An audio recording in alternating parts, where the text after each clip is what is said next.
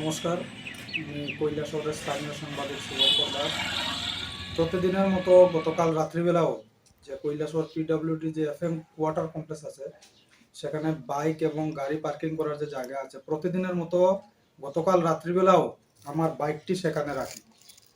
তো আজ সকালে আমি নিউজ একটি কভার করার জন্য বাইকটি নিতে আসি। হঠাৎ করে দেখতে পাই এসে বাইকের যাবতীয় তার ছিঁড়ে দুমড়ে মুড়ছে, লাইট, আয়না, লুকিং গ্লাস সবকিছু ভেঙে গুড়িয়ে দিয়েছে দুষ্কৃতীরা রাতের আধারে। এরপর বাইকটি আর স্টার্ট হচ্ছে না। এখন আমার কথা হলো, আমরা নিউজ করি, খবর করি, সমাজের চিত্র সবার সামনে তুলে ধরি, এটা কি আমাদের অপরাধ? কেন এই বাইকের উপরে এমন হামলা? কি কারণ? এর পেছনে কি রহস্য রয়েছে? আমরা তো কেউ জেনে বুঝে কোনো ক্ষতি করিনি কোনোদিন, তাহলে কেন এই আমার উপরে এমন হামলা হলো? আমি এটা সুষ্ঠু বিচার চাই। তো আমি প্রশাসনের কাছে অনুরোধ রাখবো, এটার সুষ্ঠু বিচার আমাকে যাতে পাইয়ে দেয় আর কি, এটাই। আর আপনি বিষয়টা দেখবেন, রাতের আধারে কেনই আমরা কি নিউজ করাটা কি অপরাধ? এটা তো আমরা পেশাগত দায়িত্ব। এখানে দেখেন যে তার ছিঁড়া আর কিছু টুকরো এখানে পড়ে রয়েছে।